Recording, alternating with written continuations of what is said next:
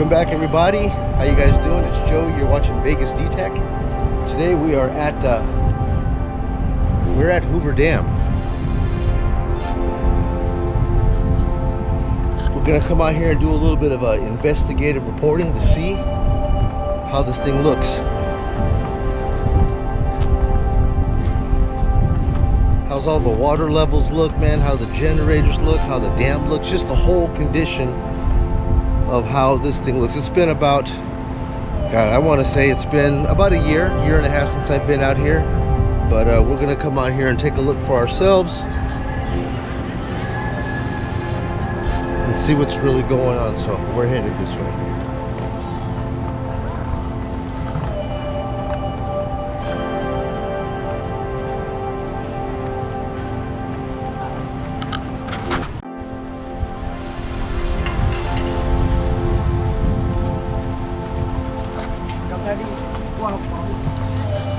Doesn't seem to be anything in the mist today. People getting along as usual. Let's see if anybody notices the water levels. I'm sure it's what you care about. I know it's definitely what I care about. So let's get over here to this overpass and see just exactly what it looks like. Guys, take a look at the intake towers.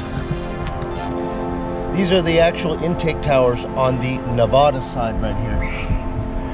They usually go from the base right here, clear all the way up into this area right here. And look at where it's at right now. We're gonna get over to the center of this dam so you have a really good look at what's going on.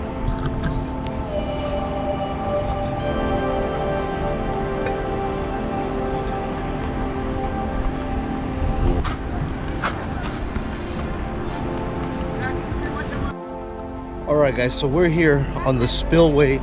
Actually, the spillway's across from us. This is the intake tower on the Nevada side right here. Alright, so listen, let me bring you guys over the side here and let's take a look at where the levels are at.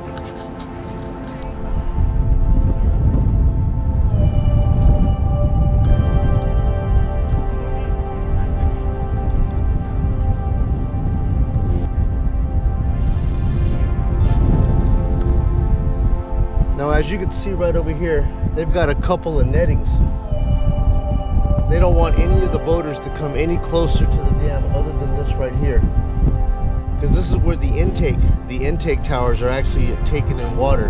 Now, from what I'm seeing here, guys, I can't get any further in here because we got gates that prevent me from getting in. But at the very ends of these, behind the intake towers, are the spillways. The water, I remember the water right where it's at here, the water would go all the way up these rocks, continuing to go all the way up these rocks up until that plateaued area. And you could see where the calcium mark was, right? That was where it was leveled out. It goes beyond that. The water would go beyond that and spill out into the spillway, which is on the side, which will allow the water to just fall straight down and actually circumvent the turbines.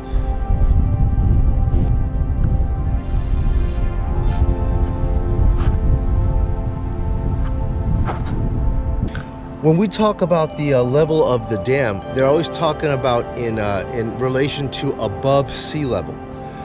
My only concern is how deep the water is here at the dam. The entire height of the dam, from the actual base right over here, right where the top is, clear down to the very bottom, the total is like 780 feet, I believe it is. Or 765, I believe it's around 765, don't quote me. And the actual water level of where this water is in correlation to that dam is somewhere right around halfway to a little bit below halfway. So if you were to do the numbers on that, I think you would get somewhere around close to 360 or so feet. That's about how deep the water is right here. So when you hear that, you know, the lake water is 1,044 above sea level, that's like me saying that I'm 10 feet tall if I stand on a 4-foot boulder. You know what I mean? What does that matter to anybody? I'm 6 feet tall. You want to know how deep is the water? Where it's sitting on the dam to where it hits the Colorado should be right around 365-ish feet is what you're seeing.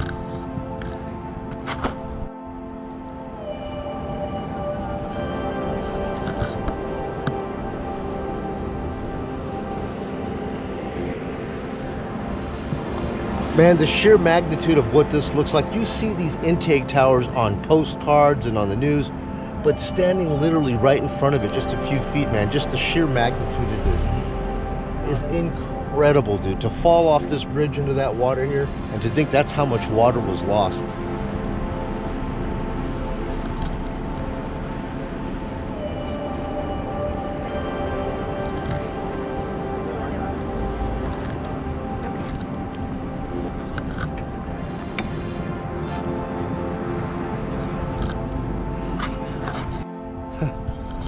This is crazy. I just noticed this right now.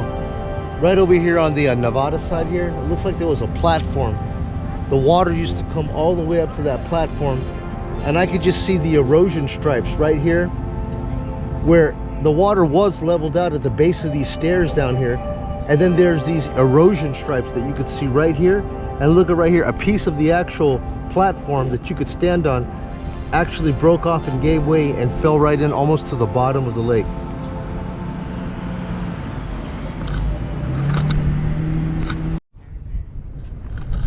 Wow, guys, I don't know if you noticed this, man, but I'm looking over on the Arizona side of the intakes here, and I'm seeing the foundation to the base starting to show, coming up out of the water. Right about there, you could see part of the foundation of the base starting to make its way up. I'm going to be very curious to see if this thing pops up. That little square right over there, I'm very curious to see, keep my eyes on that. How much water will it take before whatever that is going to start to come up out of the water? Because that is the foundation of this right here, as low as it can go on the intake side of the Arizona tower.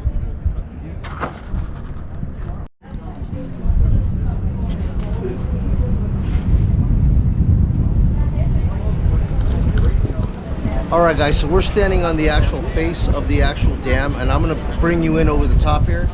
And what you're going to see over here, you're going to see two sides of this dam. There's two wings. You're going to have the Arizona side and the Nevada side. There's 17 generators or turbines that are making power. Now that we're at inactive pool, we're only down to 5 actual turbines that are spinning. Arizona side has 9 of the turbines, and the Nevada side has 8 turbines. Currently running with 5 right now. Okay, 5 turbines are running.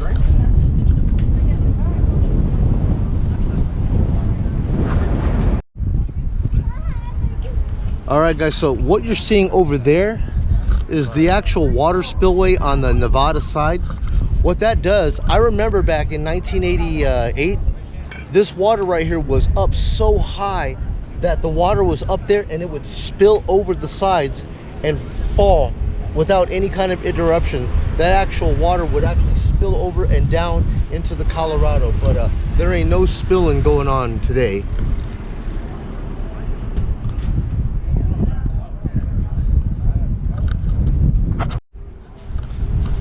Okay, guys, so we're on the Arizona intake side right here, and that's the Arizona spillway side of it.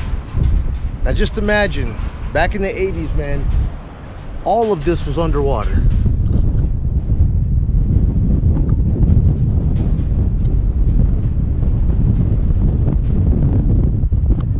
Flowing and dumping off into the spillway. This is how much is gone.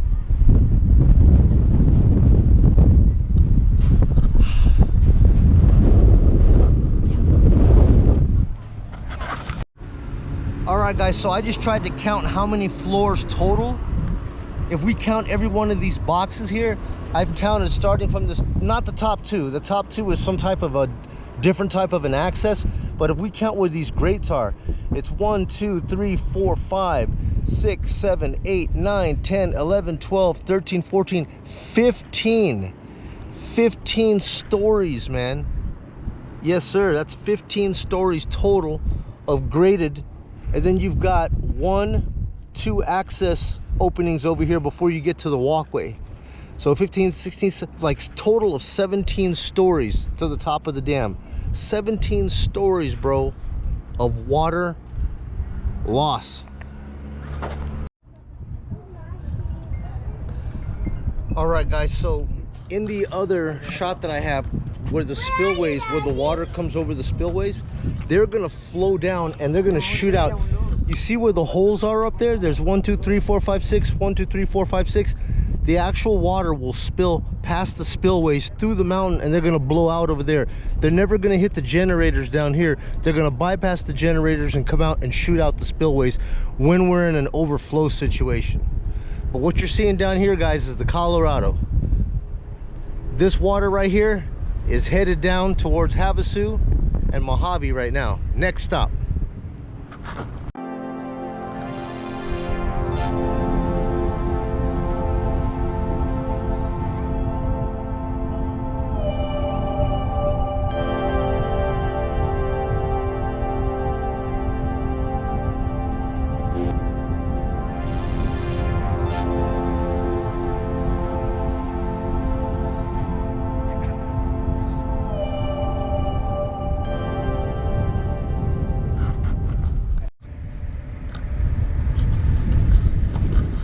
Alrighty, guys, so we're back. We're up on the top of the Hoover Dam lookout. The tunnels are going to be down here. You could actually walk to the tunnels and then you're going to come to this lookout point up here. Behind me, guys, I'm going to give you the absolute best view that you guys can get of what I'm talking about the possibility of a ponded situation happening with the boats at the marina. So let's have a look here.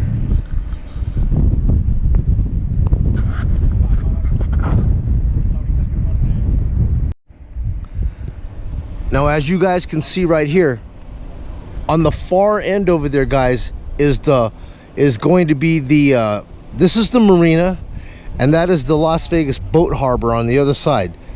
They may look like just one big marina, but one is the actual marina, one is the boat harbor. And you could clearly see, man, take a look at this. All of this right here, starting from there, all of that, it had to keep moving and moving and moving and moving and moving. Now look, way out in the distance out there, you could see literally, I'm counting close to 12 or 13 trucks waiting to get their boats in and out. They're saying that on the weekends, it could be up to 4-hour wait to drop your boat off, and then up to 4-hour wait to load your boat back, because that's the only one launch ramp way down at the end down here, okay? Now, guys, I have a very serious situation here that you guys need to be looking at. You see this right here? I believe this little island right here, they call this thing Rock. They call this thing Rock Island, right over here, okay? As you can see, that marina cannot push forward anymore. Take a look at it. Look at the size of that marina, and you can see they cannot push forward towards that island no more. It's impossible. They're going to have to crab walk this marina around. Right here, they're gonna have to crab walk the marina around along the base of this shoreline right here. So they're gonna have to keep it tight along the shoreline and just walk it around that point right over there to make it through.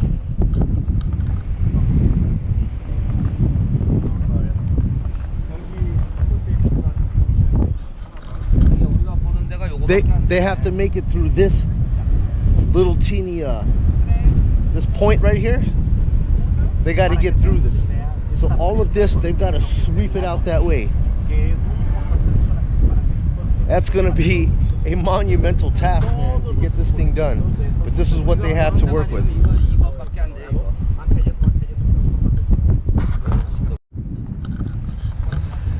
Now, folks, I hate to be the bearer of bad news when it comes to these boats out here, but all of these huge boats out here, they're done.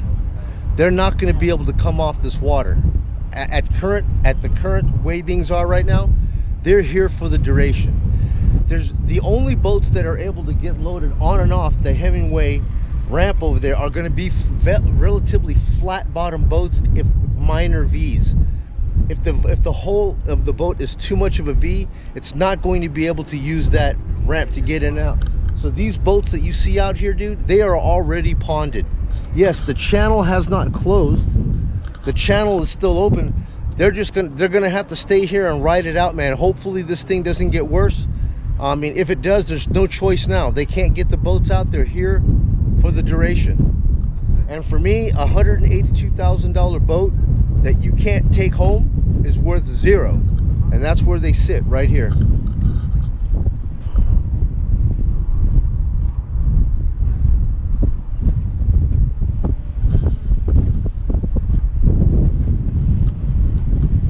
Yeah, it's sad, man. I can't even believe what I'm witnessing out here.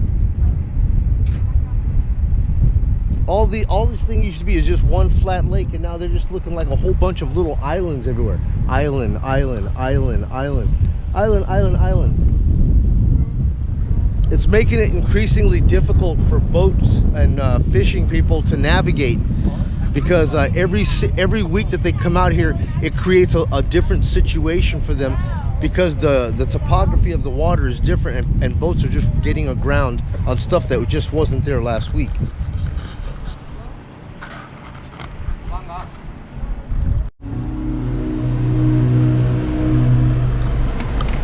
Well, no problems getting through the checkpoint here today, guys.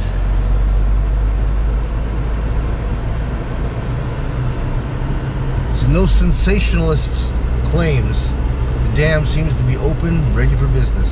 So come on down and take a look at this stuff for yourself. Alright guys, so we went down to the dam earlier today, and then we just got back from the overlook. That way I could show you exactly what I was seeing at the marina.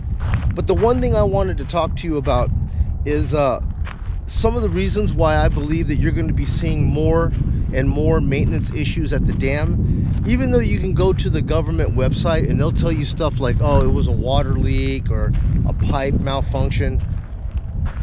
I don't know, man. I mean, they'll tell you what they want to tell you, but I doubt it. In my opinion, I have a friend who does work in engineering, and he works with turbines. And one of the things that he tells me is a big concern with the turbines now that we've dropped from 17 to 5 is there's a phenomenon in turbines, and it's called cavitation. Now, guys, I don't want to complicate this video. If you want to take a look at thermodynamics and take a look at what cavitation means, I'll give you a layman terms as to what's going on. Is that propellers, when they're in the water and they actually start turning and spinning, what ends up happening is that they create bubbles, okay?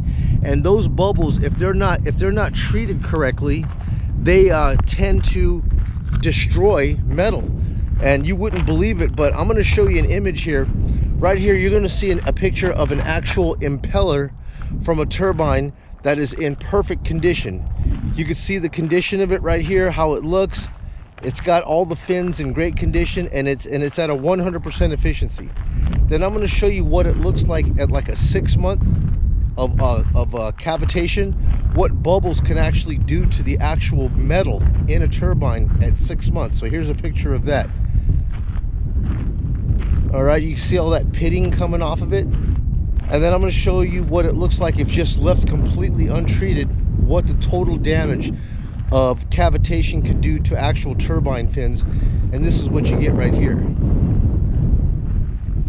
Yeah, so this is a main concern at the dam with the turbines that are currently down in the facility, is they don't want this thing to happen. So, you know, if you do see that the dam is going down, you know, from time to time, and they're not letting people through, my goodness, guys, this wind is atrocious. I have a wind block on the camera right now, the best one that I could buy. I have it on here right now, but dude, when this gust comes through, it's going to be terrible, and I apologize for that. But getting back over to the turbines, if left untreated, this could damage the turbines, and from 17 we're down to 5 right now. We cannot have these turbines actually breaking due to actual malfunction, okay? And in my opinion, they don't want to tell the public this type of information because it's on a need-to-know basis, you know.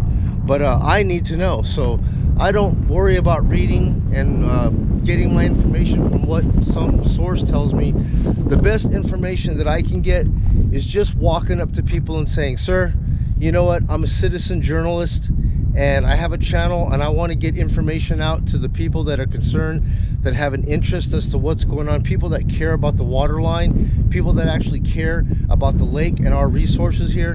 Can you give me some information? I will not use your name, I will not use your title. I would just like to give this information, because you're not going to hear this from the news, you're not going to read it from a paper. The best way you're going to get this info is getting down here at ground zero, walking up to people, making friends, and just asking for their opinion. And that's what I'm doing for you guys right here.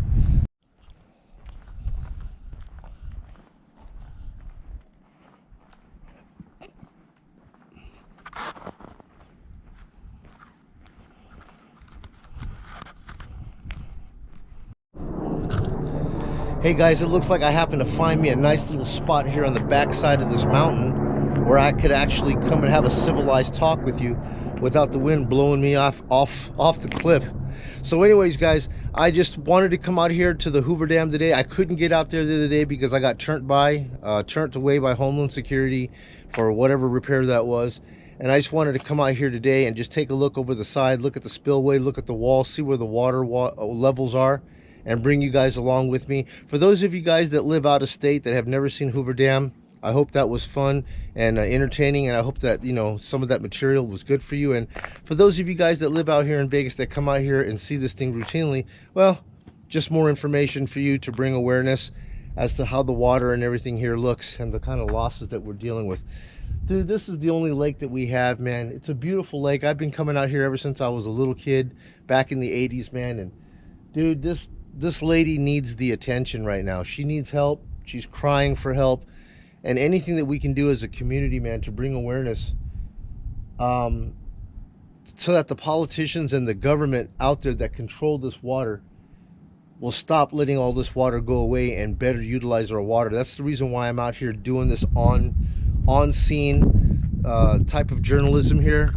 And first of all, I want to give thanks, man, to a lot of people here. The channel, my goodness, well, you know what, the subscriptions are absolutely through the roof, man. I mean, I did start off this channel with only like 1,600 subscribers, and you know, with the help from some friends, one of my friends, Mike, if he signals, he's a detectorist out of Rhode Island. I spoke with him the other day, and he was like, hey man, check it out, this guy gave you a nice shout out, you know, you should take a look at this little clip. And there's a gentleman, BP Earthwatch, who really I appreciate him. He must like my videos and what I'm doing out here, you know, you know, taking a look at all the stuff, doing some journalist approach to what's going on out here. And he's given me a lot of good comments, and he shot a lot of people my way into my channel, and I really appreciate that, guys. BP Earthwatch, sir, if you're watching, I thank you so much from the bottom of my heart for helping me get on board here to where people are watching my channel. And I appreciate you, Mike, Iffy Signals, up in Rhode Island, Metal Detectors channel, for pointing me off into your channel so that I knew what was going on. And just overall, the entire community of people here, I never knew so many people cared so much about the integrity of this lake and what it means to you. You know what I mean? For the people down in Arizona, Southern California, the lifeblood of the Colorado, this lake is everything. And hell, I was drinking a bottle of water today and it said pure life. And never, after standing out here in 115-degree heat, man, just baking, never has pure life and bottled water tasted so good. And it's never made me appreciate water so much as I do today. So anyways, guys, man, please help me in sharing this video with your friends, you know, so that we can bring awareness to what's going on out here. I know the water level has always been, if you take a look at it from a satellite image, if my hand is the lake, it always does this type of thing. In time lapse, it would shrink and come back out. But what I've seen lately in the time lapse, it's doing something like this. And it's like this right now. And it is scary, you know? And I don't want to be forced to leave this area. I love Las Vegas. I love Nevada. I love this lake. But anyways, guys, all your support, much loved, much needed, much appreciated. And that's all I have for you guys today, guys. Thank you so much again for coming along with me. I'm Joey. You're watching Vegas D-Tech. And I'll see you guys back here on the next video. And I better run when this wind blows me off this mountaintop. You guys take care, okay? Have a good day. Bye now.